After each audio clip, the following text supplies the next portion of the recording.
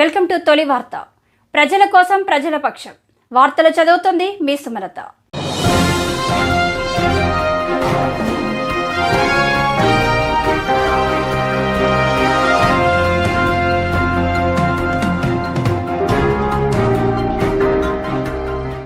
Monday వేసవిలో చల్లదనాల రుచులు ఆస్వాదించండి సింకో మోడ్రన్ బేకర్స్ ద్వారా. ఈ వేసవిలో చల్లని వివిధ రకాల రుచులతో కూడిన లస్సీలను ఆస్వాదించండి మా బేకర్స్ లో. రుచికరమైన matka lassi, plain lassi, dry fruits with ice cream lassi, అంతేకాకుండా mango malai delight, Africa delight, lassi malai, mixed fruit salad మరియు ఆల్ మోసోటోస్ వంటి చల్లని నేచురల్ డ్రింక్స్ తో వేసవి తాపం నుండి బయటపడండి. సింకో మోడ్రన్ బేకర్స్ స్థాపించి 50 సంవత్సరాలు పూర్తి చేసుకున్న సందర్భంగా మా కస్టమర్లకు ప్రత్యేక ఆఫర్స్. 4 ఏప్రిల్ నుంచి 14 ఏప్రిల్ వరకు ఒక లార్జ్ లస్సీ కొంటే మరొక లార్జ్ లస్సీ ఉచితం.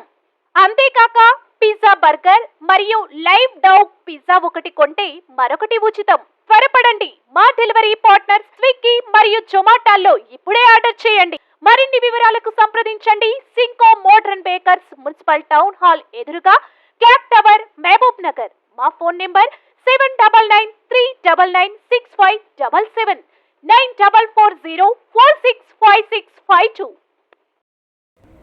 ఈరోజు ప్రతి జిల్లా కేంద్రంలో జరుగుతున్నటువంటి రైతు సత్యాగ్రహాల కార్యక్రమంలో భాగంగా మన జిల్లాలో, మహబూబ్ నగర్ జిల్లాలో జరుగుతున్నటువంటి, జిల్లా కేంద్రంలో జరుగుతున్నటువంటి ఒక రైతు సత్యాగ్రహ దీక్షకు అధ్యక్షత వహించినటువంటి జిల్లా అధ్యక్షులు శ్రీనివాసరెడ్డి గారు, ఇచ్చేసినటువంటి రైతన్నలు, అదేవిధంగా మన భారతీయ జనతా పార్టీ కార్యకర్తలు, నాయకులు, ప్రతి ఒక్కరికి పేరు పేరున, మీడియా మిత్రులకు అందరికీ, ప్రింట్ అండ్ ఎలక్ట్రానిక్ మీడియా మిత్రులకు అందరికీ నాయక నమస్కారాలు. ఈరోజు రాష్ట్ర వ్యాప్తంగా కూడా భారతీయ జనతా పార్టీ రైతులకు ఒక అండగా ఉండడానికి, ఈ రాష్ట్ర ప్రభుత్వం ఇచ్చినటువంటి హామీలను నెరవేర్చే వరకు మీ వెంట మేము ఉంటామని సత్యాగ్రహ దీక్షను ప్రతి జిల్లా కేంద్రంలో ఇవాళ రైతులకు అండగా నిలుస్తూ చేపట్టినటువంటి దీక్షలు. ఈ యొక్క కాంగ్రెస్ ప్రభుత్వం ఎన్నికలకు ముందు, అసెంబ్లీ ఎన్నికల ముందు రైతుల కోసం అనేక హామీలు ఇచ్చింది. వాళ్ళు ఇచ్చినటువంటి 6 గ్యారంటీలో రైతులకు కూడా అనేక హామీలు ఇచ్చింది. ఈరోజు జవాబు చెప్పాలా? మీరు ఇస్తున్న 2 లక్షల రుణమాఫీ ఏమైందని రైతులందరూ ప్రశ్నిస్తున్నారు. మీరు ఇస్తానన్న 15,000 రైతు బంధు ఏమైందని రైతులందరూ ప్రశ్నిస్తూ ఉన్నారు. కౌలు రైతులకు కూడా మీరు ఇస్తాన 15,000 ఏమైందని కౌలు రైతులు ప్రశ్నిస్తూ ఉన్నారు. రైతు కూలీలు ప్రశ్నిస్తూ ఉన్నారు. 12,000 రూపాయలు రైతు కూలీలకు అని చెప్పినటువంటి మీ హామీ ఏమైందని చెప్పి వాళ్ళు ప్రశ్నిస్తూ ఉన్నారు.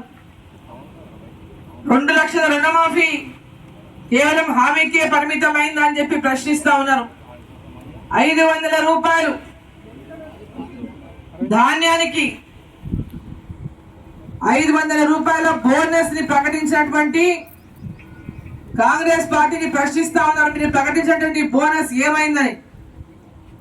పంట నష్టపోతే 25,000 రూపాయలు పంట నష్ట పరిహారం చెల్లిస్తామన్నారు.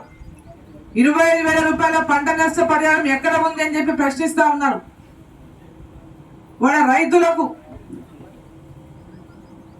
పండినటువంటి పంటలకు చేతికొచ్చే సమయానికి కూడా నీళ్లు అందించినటువంటి దుస్థితిలో ఉన్నటువంటి కాంగ్రెస్ పార్టీని, కాంగ్రెస్ ప్రభుత్వాన్ని ప్రశ్నిస్తా ఉన్నారు. ఏది మీ రైతులకు ఇచ్చినటువంటి హామీ అని, ఏది మీ రైతులకు ఇచ్చినటువంటి భరోసా అని. రైతులను ఇవాళ పూర్తిగా ఆందోళనకు గురి చేస్తూ, మనోవేదనకు గురి చేస్తూ, రైతులకు ఇచ్చిన హామీని నిలబెట్టుకోకుండా రైతులను మోసం చేసినటువంటి ఈ కాంగ్రెస్ ప్రభుత్వాన్ని ఎన్నికల సమయంలో, ఎన్నికల కోసం, ఓట్ల కోసం హామీలు ఇచ్చి అధికారంలో వచ్చినటువంటి కాంగ్రెస్ పార్టీని, కాంగ్రెస్ ప్రభుత్వాన్ని రైతన్నలు ప్రశ్నిస్తా ఉన్నారు. ఈ రైతన్నలకు జవాబు చెప్పాల్సినటువంటి బాధ్యత ఈ రాష్ట్ర ముఖ్యమంత్రికి ఈరోజు పెద్ద ఎత్తున రైతులను పట్టించుకోకుండా ఉన్నటువంటి రాష్ట్ర ముఖ్యమంత్రికి ఉన్నది. వీరికి అందరికీ కూడా ఎన్నికలు వచ్చినాయి, ఎన్నికల మీద మీకున్న ధ్యాస పార్లమెంట్ ఎన్నికల్లో గెలవాలన్న ధ్యాస తప్పితే ఈ రైతాంగం గురించి ఒక్క పూటలైనా ఈ రాష్ట్ర ప్రభుత్వం ఆలోచిస్తుందని చెప్పి నేను ప్రశ్నిస్తా ఉన్నా. ఈ కష్టకాలంలో రైతుల గురించి ఎందుకు మీరు ఇంత పెద్ద ఎత్తున నిర్లక్ష్యం ఈ రాష్ట్ర ప్రభుత్వం వహిస్తా ఉన్నదని చెప్పి నేను ప్రశ్నిస్తా ఉన్నా. మొన్న వడగళ్ల వానలు పడి చాలా ప్రాంతాల్లో రైతులకు పంటలు నష్టపోయి తీవ్ర నష్టం జరిగిన రైతన్నలకు ఇప్పటిదాకా వారికి ఎలాంటి సహకారం ఈ రాష్ట్ర ప్రభుత్వం నుంచి అందలేదు. కేవలం మాటలకు కాగితాల మీద రాతలకే పరిమితం అయిపోయినాయి కాంగ్రెస్ ప్రభుత్వం యొక్క హామీలు, కాంగ్రెస్ పార్టీ యొక్క హామీలు. ఈరోజు 24 గంటల కరెంట్ అంటా ఉన్నారు. ఎక్కడ పోయినా కరెంటు. ఈరోజు గ్రామాలకు వెళ్తే రైతులు కరెంటు లేక తీవ్రమైనటువంటి లో వోల్టేజ్ సమస్య, కరెంటు సమస్యను ఎదుర్కొంటా ఉన్నారు. ఈరోజు కరెంటుకు ఎందుకు ఇప్పుడే ఇంకా ఏప్రిల్ నెలలోనే ఈ పరిస్థితి ఉంటే రాను రాను ఏం పరిస్థితి కాబోతుందో ఒకసారి మనం ఆలోచన చేయాల్సినటువంటి అవసరం ఉంది. ఈ యొక్క రాష్ట్ర ప్రభుత్వం పూర్తిగా తమ బాధ్యతల నుంచి తప్పించుకునేటటువంటి ప్రయత్నం చేస్తా ఉంది. ఈ రాష్ట్రం అప్పుల కూపంలో కూరుకొని పోయింది. ఈ రాష్ట్రం లక్షల కోట్ల అప్పులు ఉన్నాయి. ఆ అప్పులకు తిరిగి చెల్లింపులకే మాకు 65,000 కోట్లు పోతున్నాయి. ప్రజలకు ఏం చేస్తామో ఏమో లేనటువంటి ఒక రాతలు రాపించి ప్రజల లోపల వాళ్ళని అంతా కూడా డైవర్ట్ చేసేటువంటి ప్రయత్నం చేస్తూ ఉన్నాయి.